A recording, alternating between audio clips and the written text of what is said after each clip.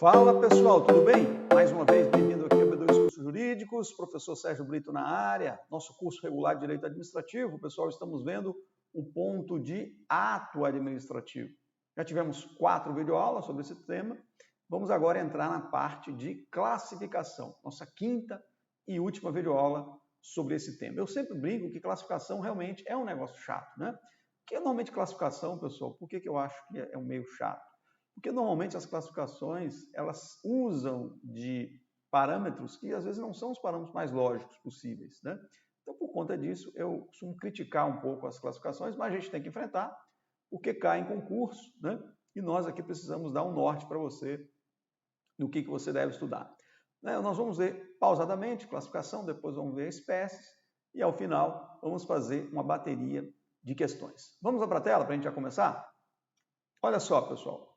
Primeira coisa que nós temos que ver é a classificação dos atos, vou marcar a canetinha aqui, quanto aos seus destinatários, né? Quais são os destinatários do ato administrativo? Ora, tem atos administrativos, por exemplo, as normas, né? As regras gerais abstratas, são atos gerais ou impessoais, porque eles atingem a coletividade como um todo. Eles não têm destinatários determinados. Exemplo, o regulamento.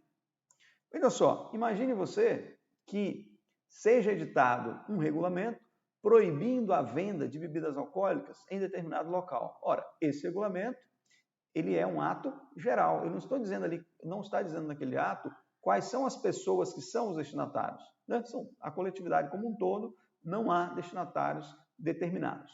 De forma diferente, o ato individual, ele há determinação dos destinatários. Agora, muito cuidado, pessoal. Caiu numa prova, por exemplo, a nomeação de 1.000 servidores, né, 1.000 candidatos aprovados no concurso para tomarem posse de determinado cargo, para ocupar determinado cargo público. Ora, a nomeação de 1.000, o sujeito pensou, pô, não é um ato individual, só que é individual, porque ali nós temos um ato com destinatários determinados. Então, não importa se seja 1, 2, 3, 1.000, 1 milhão, se tiverem todos eles ali com os seus nomes determinados, né, nós temos ali um ato individual. Muito cuidado com isso, tá? Então, veja só, atos individuais possuem destinatários determinados. Mesmo que seja 1.000, 1 milhão, estão todos ali determinados, esse ato ele é individual. Exemplo, desapropriação de um terreno X, né, pertencente ali a determinada pessoa. Então, um ato individual. Guardem isso. Os atos gerais normalmente são atos normativos, porque eles não têm destinatários determinados. Então, eles vão abranger toda uma coletividade ou parte da coletividade. Agora, sem a descrição dos nomes dessas pessoas. Já o ato individual, ele trata de pessoas específicas, tá? Mesmo que seja 1, 2, 3, 4, 1.000, 1 milhão, beleza? Lá na tela. Quanto ao alcance, isso aqui é tranquilo, o ato administrativo, ele pode ser interno, existem os atos internos, só produzem efeitos dentro da administração pública, né? E existem os atos externos que produzem efeitos dentro e fora. O que é tranquilo, vamos supor, uma determinada circular, né, para ali o âmbito interno, está valendo só internamente, né? É um ato de alcance interno. Agora, quando se edita um ato que vai alcançar todo mundo, por exemplo, uma determinada determinação do poder de polícia, vai abranger todas as pessoas, né? Seja no âmbito interno ou no âmbito externo. Mas o que? Quanto à atividade, olha só, quanto à manifestação, da vontade, não quanto à atividade. Quanto à manifestação de vontade. Isso aqui é o que eu acho que a classificação já começa a ficar meio burra, porque veja, atos unilaterais, uma manifestação de vontade apenas. Atos bilaterais, há um acordo de vontades. Por que aqui eu acho que a classificação já começa a ficar burra? Porque nós vimos que o ato administrativo ele é um ato unilateral, né? Então, ele já começa a entrar na seara também do contrato, porque o contrato é que é esse acordo de vontades. Então, é isso que eu falo. Normalmente, aí, ele está indo além da classificação de mero ato administrativo. Ele está indo quase que todos os atos da administração, até mesmo aqueles atos bilaterais, né? Então, tem esse problema que eu falo, às vezes, na classificação. Quanto ao objeto, existem os atos de império, aqui é outro furo que eu vejo também, porque os atos de império, a administração pública se utiliza da sua o quê? Supremacia, né? da sua supremacia do interesse público. Então, veja, o que nós temos aqui? É aquela relação vertical, né? Da imperatividade. São os atos de império, né? Porque, na verdade, se você olhar bem, são atos regidos pelo direito público, né?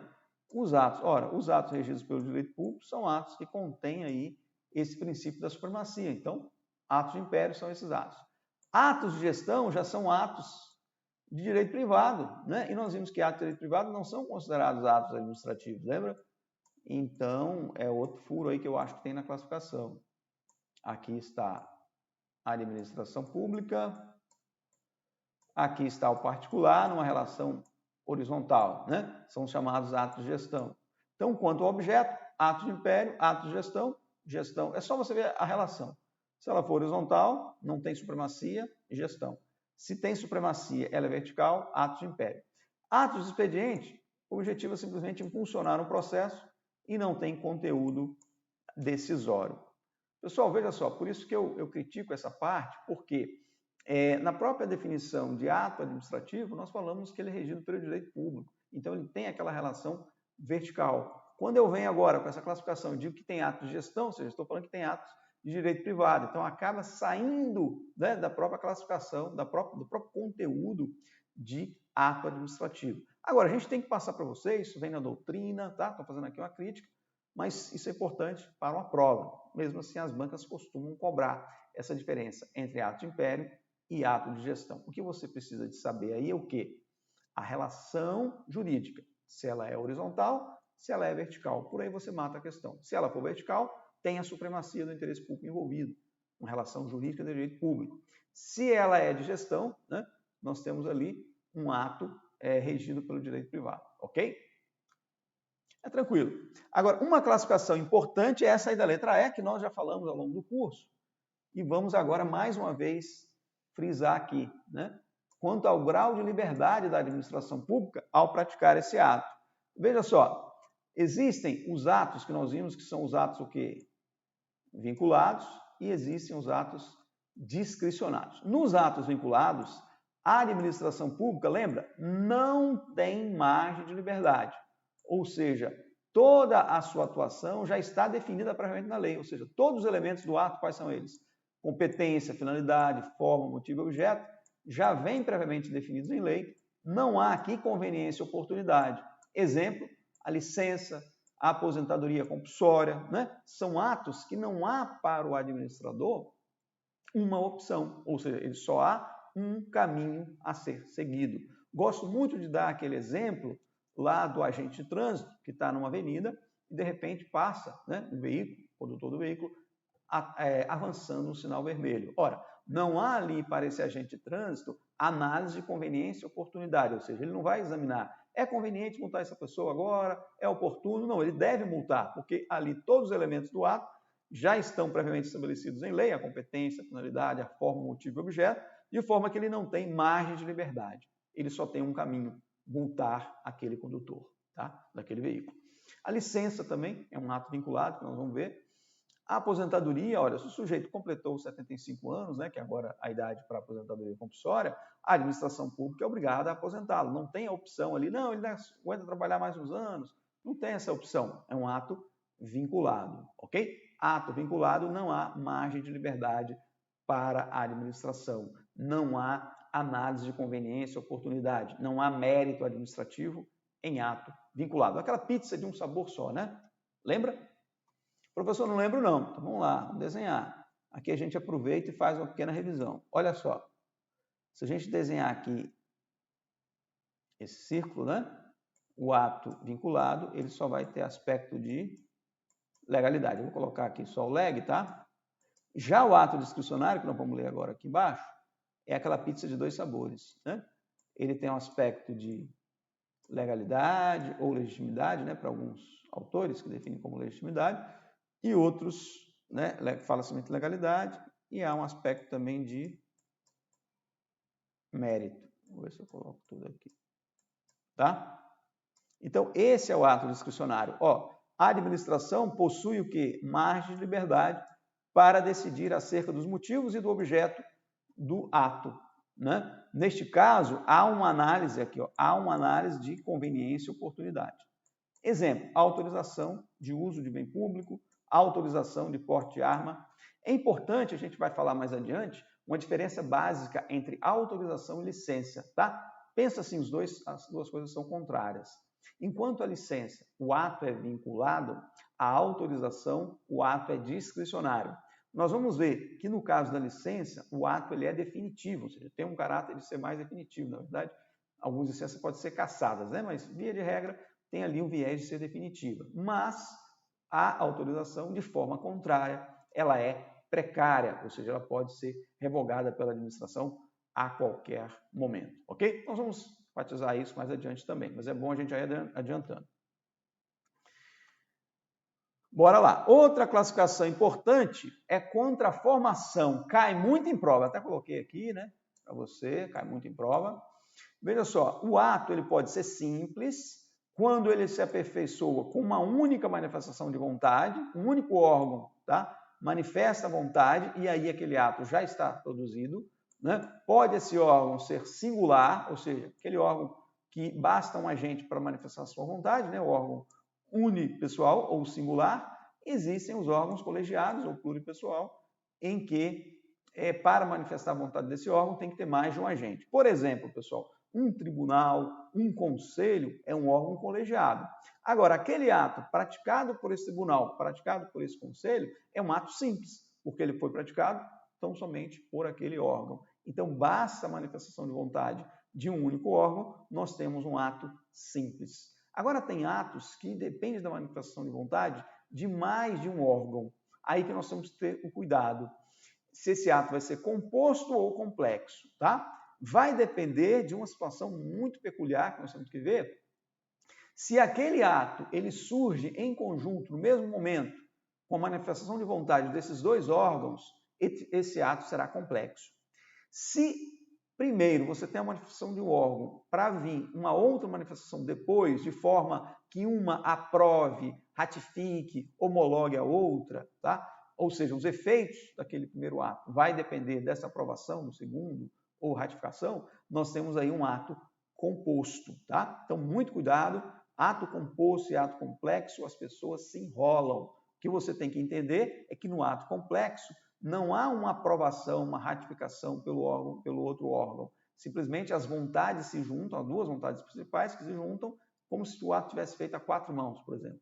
E o ato ali nasce, formado pela vontade desses dois órgãos com a vontade principal. No outro, você tem uma vontade inicial e uma vontade que vai aprovar, ratificar, homologar a vontade inicial para que essa vontade anterior possa produzir os seus efeitos. Ok? Vamos lá na tela? Pode parecer um pouco confuso, mas você vai com certeza aí usando a lógica que eu falo, que tem no direito, né? E não decorar. Veja só, no composto, o seu conteúdo resulta da manifestação de vontade de um órgão, de um único órgão, mas a produção de efeitos depende de um outro órgão que o aprove. Professor, dá um exemplo para eu entender. Imagine o seguinte, a nomeação do Procurador-Geral da República. Procurador-Geral da República é nomeado pelo Presidente da República. Só que ele primeiro indica este nome ele é submetido ao Senado Federal, que vai fazer aquela famosa sabatina, né? O sujeito vai passar um dia ali respondendo perguntas.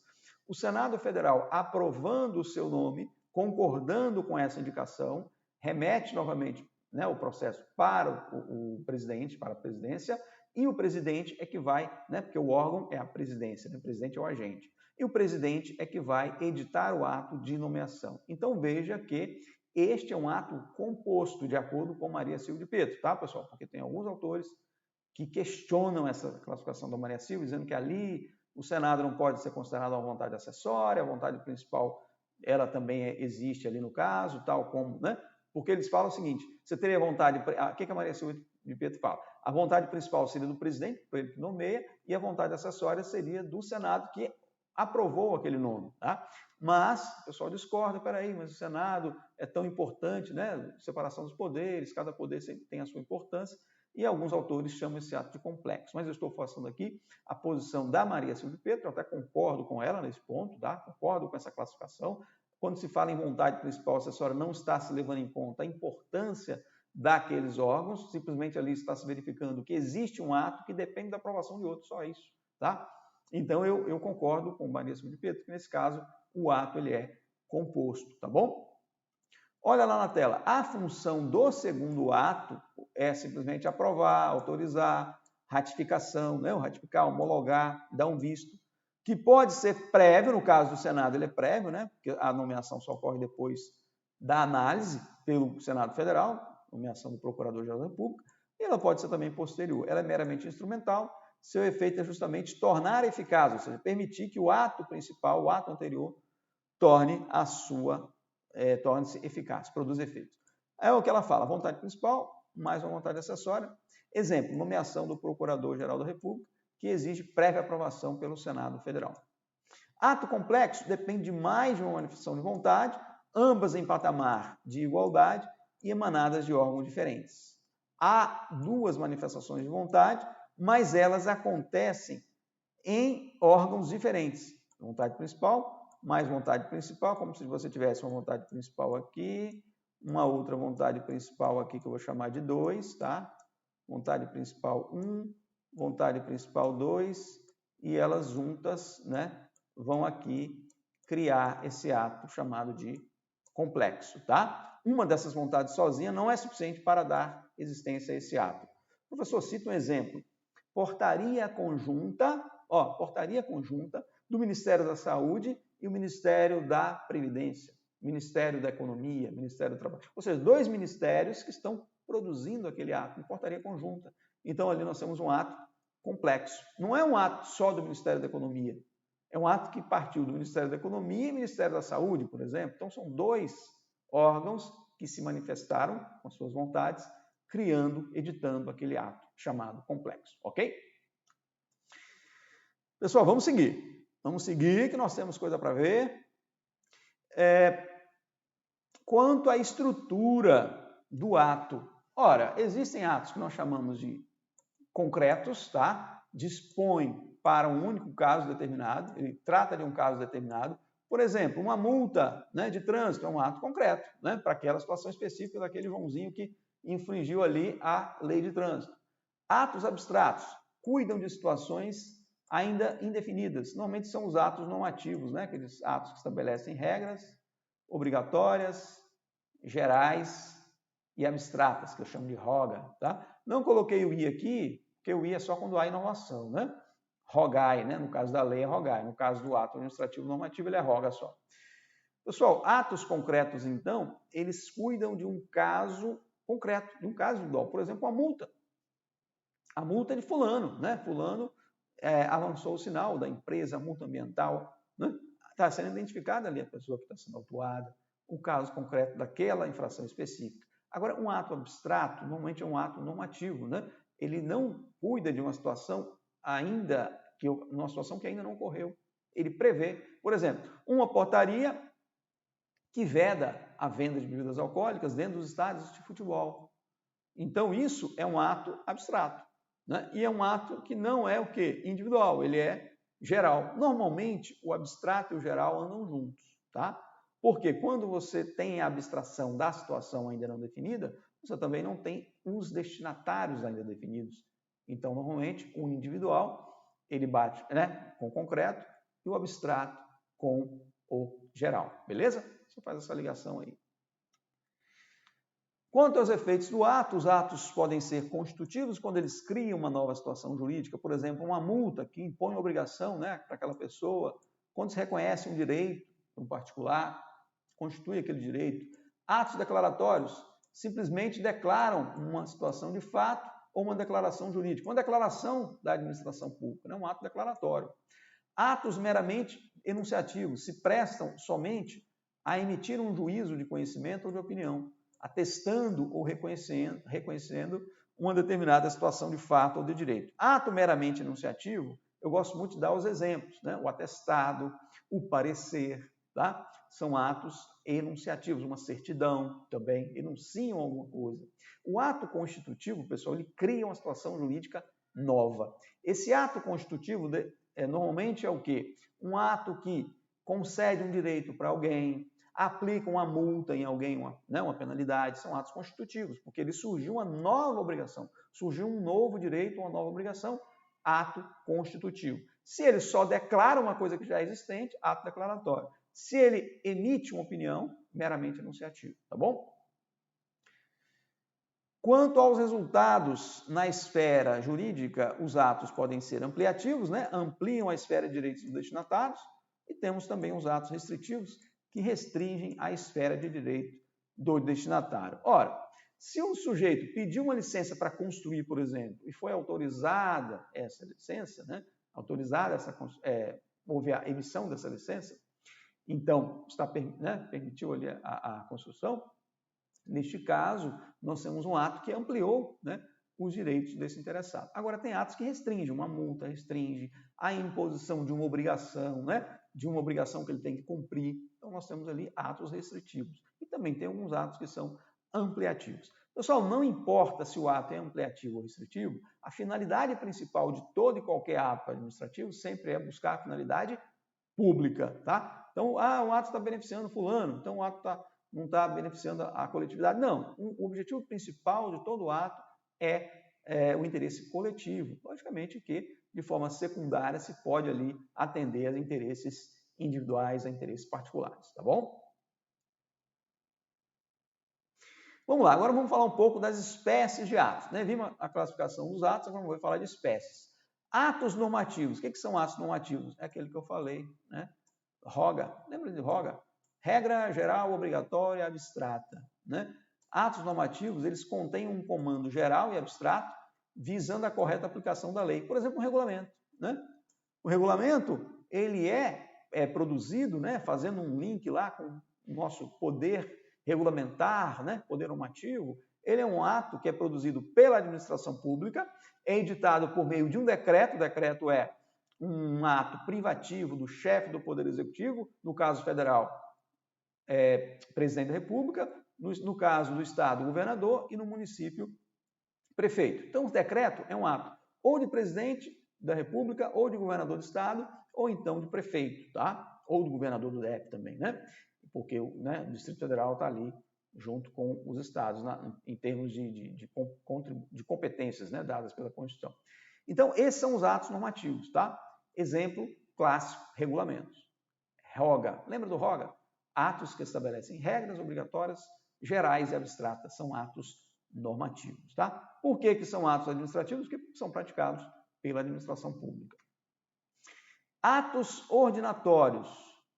Ordinatórios vem de ordens, vem de disciplinar. Olha, são atos administrativos internos, então eles são internos, que disciplinam o funcionamento da administração e a conduta funcional dos seus agentes, representando o exercício do poder hierárquico, né? Porque ali dentro há um poder hierárquico sendo exercido internamente. Exemplo, as portarias, as instruções, os avisos, as circulares, as ordens de serviço, tá? São atos, então, ordinatórios que vão impor ali condutas internas para o servidor, funcionamento interno daquela administração, tá? Poder hierárquico é que vai... Lógico, ali nós temos um pouco de poder hierárquico e poder normativo também, porque são editadas normas ali de caráter geral, mas aplicadas no âmbito interno, tá bom? Circular, ordem de serviço, tá? Vamos lá? Portarias, avisos. Atos negociais. Atos negociais dá a ideia de negócio, né? Alguém pede uma coisa, oferece alguma coisa, outro fornece. Mas aqui é mais ou menos isso, tá? Veja só. Contém uma declaração de vontade da administração coincidente com a pretensão do particular, visando concretizar atos jurídicos nas condições previamente impostas pela administração pública. Pessoal, vou traduzir essa classificação para você doutrinária, essa definição doutrinária. O ato negocial é o seguinte: o particular pede alguma coisa para a administração e a administração concede essa coisa que foi pedida, permitindo ao particular, autorizando o particular, dando uma licença para ele praticar aquele ato. Por exemplo, a licença para construir, a licença para dirigir. A administração não concede licença para construir de ofício, não é isso? Alguém pede, ela ali, o sujeito está querendo construir, tem um terreno, ele pede, atende os requisitos e a administração vai emitir essa licença, né, por meio de um alvará. Da mesma forma, a administração não dá um porte de arma para todo mundo. O sujeito tem que pedir essa autorização, porte de arma, a administração vai analisar, conforme for o caso, vai conceder ou não essa autorização. Então, veja, são atos negociais, porque a administração ela só confere a quem requereu depois de atender determinados requisitos, ok? Isso vale para o alvará, para a licença, para a autorização. Olha lá, vamos marcar lá na telinha. Alvará, a licença, a concessão, a permissão, a autorização administrativa, a admissão, a aprovação, a homologação, não, são vários aí. Esse ato negocial ele pode ser discricionário, exemplo na autorização, ou vinculado, exemplo na licença. Isso aqui é importantíssimo, cai muito em prova. Licença é ato vinculado. Já a autorização é ato discricionário. Por quê? Na licença, se o sujeito atendeu todos os requisitos, apresentou tudo certinho, a administração ela tem o dever de emitir essa licença. Na autorização, né, por exemplo, a licença para construir, a licença para dirigir, o sujeito fez todas as etapas, cumpriu tudo, a administração é obrigada a conceder a licença. Na autorização, não. Se o sujeito, por exemplo, quer autorização de porte de arma, mesmo que ele faça lá o psicotécnico, atenda tudo, a administração ali não é obrigada a conceder a autorização para ele, tá? É um ato discricionário, ok? Já pode ser precário esse ato negocial, o caso da autorização, pode ser revogado a qualquer momento. Precário quer dizer isso, pode ser revogado a qualquer momento pela administração. Definitiva, a licença, porque não pode ser revogada, a não ser que o particular aqui pise na bola, né? A não ser que ele faça aí, usar uma palavrinha chula, essa que ele faça uma merda. Porque, veja só, imagine você o seguinte, o sujeito conseguiu uma licença para dirigir. É lógico que essa licença tem um prazo, né, e tal. Mas se não acontecer nada, perder os pontos, né, ali tem tantos pontos na carteira, ou licença para construir, se ele cumpriu de acordo ali com a licença, essa licença não vai ser cassada. Agora, se ele descumpriu, ela vai ser cassada, né? A cassação é uma forma de extinção do ato administrativo por um vício superveniente, um vício posterior, superveniente, posterior, ok? Então, o ato pode ser precário, quando pode ser revogado a qualquer momento, ou definitivo, quando não pode ser revogado a qualquer momento, a não ser em situações excepcionais, né? Como a cassação da licença. Atos enunciativos, como eu já falei, são atos que enunciam alguma coisa, né? São todos aqueles atos que a administração pública se limita a certificar ou atestar um determinado fato, ou então a emitir uma opinião acerca de um tema definido. Exemplo de ato enunciativo, uma certidão, um atestado, um parecer, tá? Uma característica importante desses atos enunciativos, pessoal, o quê? É que eles não possuem aquele atributo da imperatividade. Na verdade, poderíamos até fazer um gancho com os atos ampliativos negociais também, né? Os atos negociais também não possuem esse atributo da imperatividade, nem os atos negociais, nem os atos enunciativos, né? Lembrando lá da imperatividade como um atributo dos atos administrativos, porém não está presente em todos os atos, certo? Vamos adiante. Atos punitivos, pessoal, são aqueles que contêm, o nome já diz, uma sanção, uma pena, né? Sanção é pena, imposta pela administração, contra aqueles que praticam alguma infração administrativa, né? Pode referir-se à atuação interna, por exemplo, a punição de um servidor, né? Que se dá com base no poder disciplinar, lembra? Ou externa, né? A punição de um particular lá que não tem relação com a administração pública, poder de polícia, tá? Lembra? Dependem, em qualquer caso, de processo administrativo com observância dos princípios do contraditório e ampla defesa. Lógico, se é punição, né? Se é uma sanção, inclusive os atos que aplicam sanção têm que ser motivados. Então, também, contraditório, ampla defesa, respeitada. Exemplo, as multas, as interdições, a demissão de um servidor. Então, os atos punitivos, pessoal, eles podem ocorrer tanto com base naquele poder que nós vimos disciplinar, onde se aplica punições àquelas pessoas que mantêm uma relação com a administração, ou seja, tem um vínculo especial com a administração pública, chamada supremacia especial, e também as punições podem ocorrer no âmbito externo da administração, ou seja, para aquelas pessoas que não se vinculam à administração pública, não possuem nenhum vínculo com a administração pública, sujeitas à chamada supremacia geral, que aí a punição se dá no bojo, ou no âmbito, né, do chamado poder de polícia. Lembra lá? A multa de trânsito, por exemplo. Agora, é importante que essas sanções elas devem respeitar alguns direitos. Por exemplo, o ato tem que ser motivado, tem que respeitar o contraditório e a ampla defesa, né? O devido processo legal, tudo bem? Porque ali há uma restrição a direitos, ok? Vamos adiante. Atos administrativos em espécie. Veja só, a autorização, nós já falamos para você hoje, é um ato administrativo que unilateral, discricionário e precário, né? Discricionário porque a administração concede se quiser, pelo qual a administração faculta ao particular o uso de um bem público ou a prestação de um serviço público, no caso da autorização de serviço público, ou o desempenho de alguma atividade material ou a prática, né, que sem o seu consentimento seriam legalmente proibidos. Exemplo, autorização como ato de polícia, né? A autorização aqui do porte de arma, né? Neste caso, ela é um ato unilateral, discricionário e precário. Predomina na autorização o interesse de quem? Do particular, tá? Para diferenciar da permissão. Na permissão, predomina, pessoal, na permissão, no ato de permissão, que é discricionário também,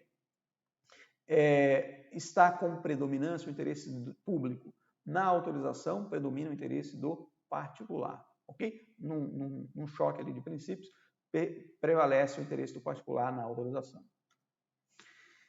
A licença é um ato administrativo unilateral e vinculado, né, pelo qual a administração pública faculta àquele que preenche os requisitos legais o exercício de uma atividade. Por exemplo, a licença para construir uma casa, a licença para dirigir. Viu, pessoal? Todas essas licenças, né, elas são atos vinculados. Por quê? A administração pública, uma vez atendidos os requisitos, né, uma vez que o particular atendeu os requisitos, ela tem o dever de conceder essa licença. É ato vinculado. A admissão, né? A admissão é um ato administrativo unilateral e vinculado, pelo qual a administração pública reconhece ao particular que preenche os requisitos legais o direito à prestação de um serviço. Por exemplo, a admissão daquele aluno na escola pública, né? Essa é a admissão. O sujeito fez lá a prova, o Enem, né? Foi habilitado no SISU, ele é admitido, tem uma admissão na Universidade Federal, na escola pública. Então, a admissão é esse ato unilateral e vinculado, ou seja, o sujeito tem que atender os requisitos para ter direito à prestação daquele serviço público pela administração. No caso aí, educação, né? Serviço de educação, como exemplo que eu falei. Permissão é um ato administrativo também unilateral, discricionário e precário, é muito parecido com a autorização. A única diferença aqui, pessoal, ele pode ser gratuito ou oneroso, tá? Às vezes a permissão é paga, às vezes ela é gratuita. Oneroso é que é paga, tá? Tem permissões que são pagas. Pelo qual a administração faculta ao particular a execução de um serviço público ou a utilização privativa de um bem público. Predomina aqui o interesse público, tá? Pessoal, só um detalhe. Na Lei 8.987, a permissão de serviço público lá é definida como um contrato de adesão, tá? Embora, como assim, professor? Embora na doutrina a permissão é tratada como um ato administrativo unilateral, discricionário e precário, lá na parte de serviço público, a permissão de serviço público na lei para o legislador, ela é tratada como um contrato de adesão. Então, se cair numa prova, logicamente, permissão de serviço público com a natureza é um contrato de concessão. Você não vai colocar como um ato administrativo, porque senão você vai estar errando a questão, beleza? Mas se for uma permissão, por exemplo, de utilização de um bem, aí, né, é um ato administrativo mesmo. Porque, pessoal, o contrato é diferente. O contrato você tem duas manifestações de vontades que se juntam formando um acordo de vontade, tá? Chamado acordo de vontade. A aprovação é o ato unilateral e discricionário pelo qual se exerce o controle a priori, né? Seja a priori ou a posteriori, de um ato administrativo. Então, a aprovação é uma forma de controlar um ato. É um ato controlando o outro. Esse ato unilateral, discricionário, seja ele um controle a priori ou a posteriori. Tá? Diferentemente da homologação. Eu vou passar direto, que não são muito relevantes, vou passar só por desencargo para você. A homologação é o quê? Um ato unilateral é vinculado. A homologação é vinculada, porque se está tudo ok, não tem opção entre homologar ou não homologar. Pelo qual a administração reconhece a legalidade de um ato jurídico, sempre se realiza a posteriori. A homologação é sempre um controle a posteriori e examina só o aspecto de legalidade. Então, vamos resumir aqui para você. A homologação, então, é um ato unilateral e vinculado. ele só analisa legalidade, né, na homologação, por exemplo, a homologação do processo de licitação, é um ato não discricionário, vinculado. E ele só vai analisar o quê? Legalidade, e é sempre feito a posterior, ou seja, depois do ato é que vem a sua homologação.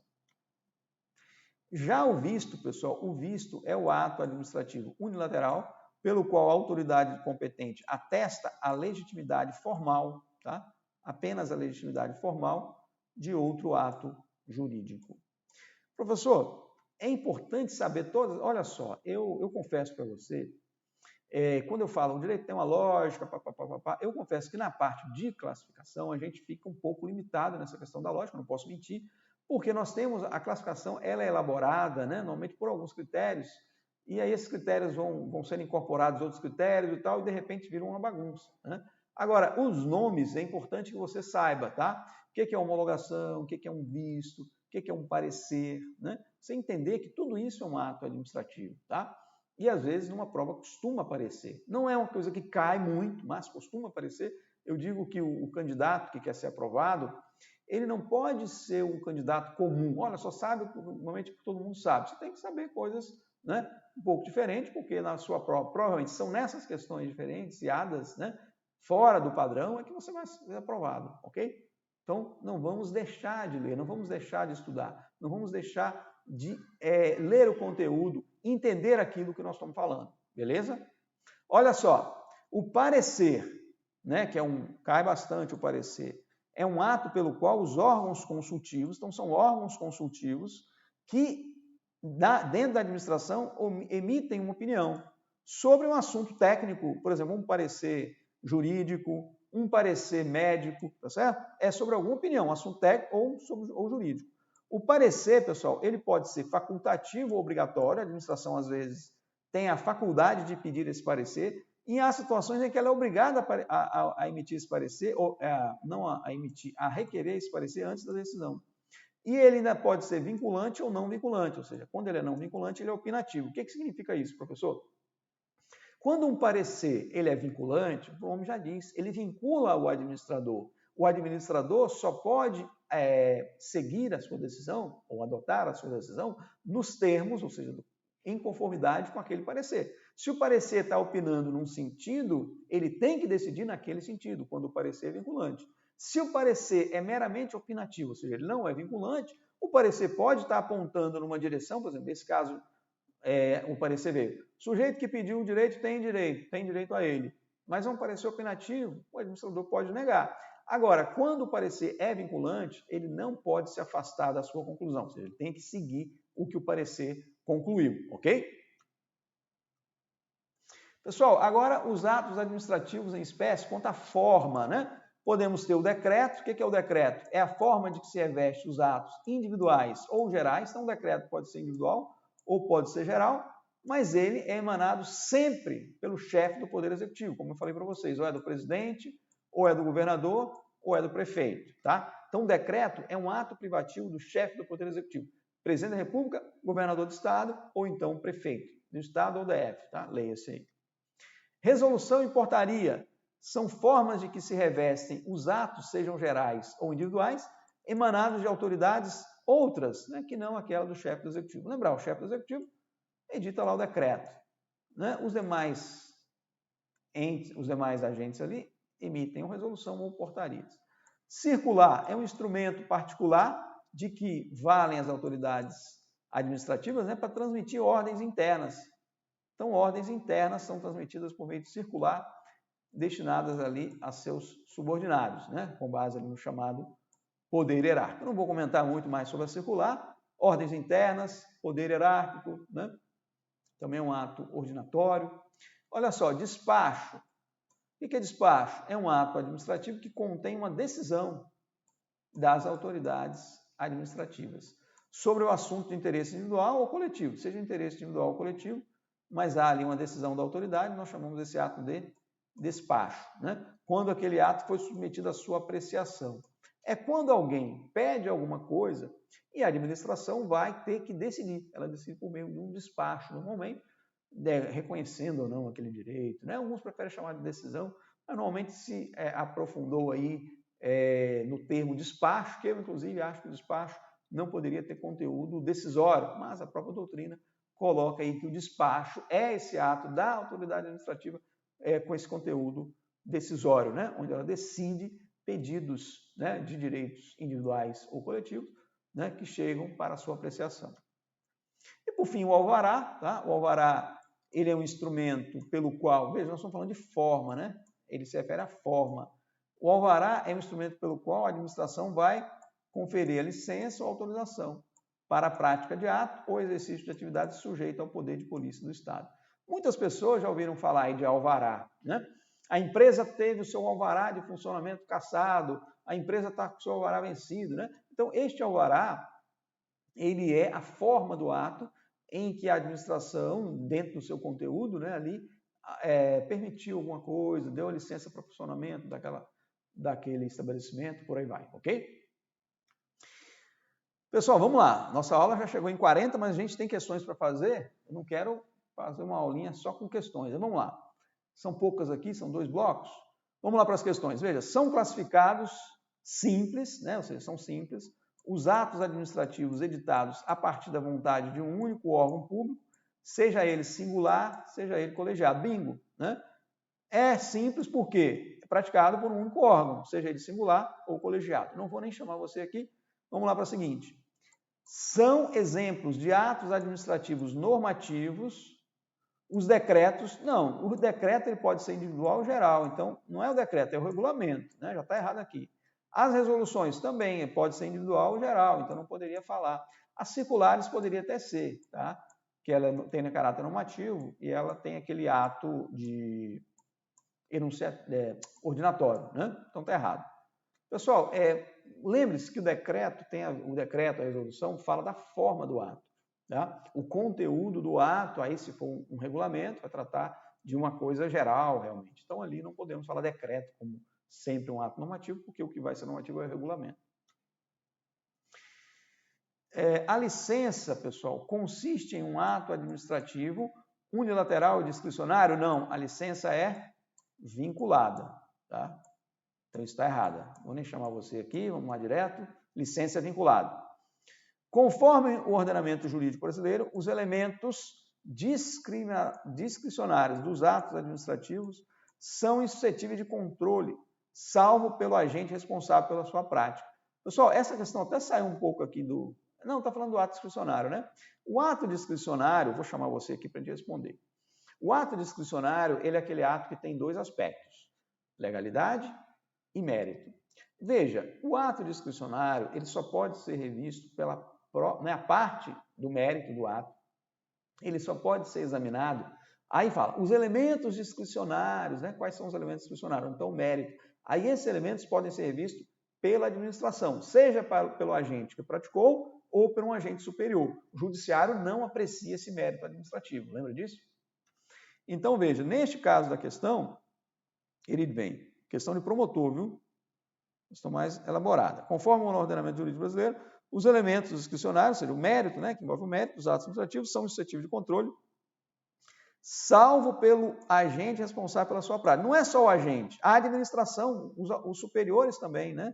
Então, ele cometeu um erro aqui, os agentes superiores daquele agente podem também rever esses aspectos de mérito, tá? Então, está errado. O judiciário que não pode. Olha só, mais uma. Ato administrativo praticado fora dos padrões de legalidade, ou seja, fora da lei, e que exorbitem dos limites definidos e previstos em lei, ou seja, fora da lei, extrapolou a lei, é denominado discricionário. Não, aí ele é arbitrário, né? Porque o ato discricionário, pessoal, nós falamos isso, olha só comigo, o ato discricionário, ele é um ato que é praticado dentro da moldura legal, dentro da lei.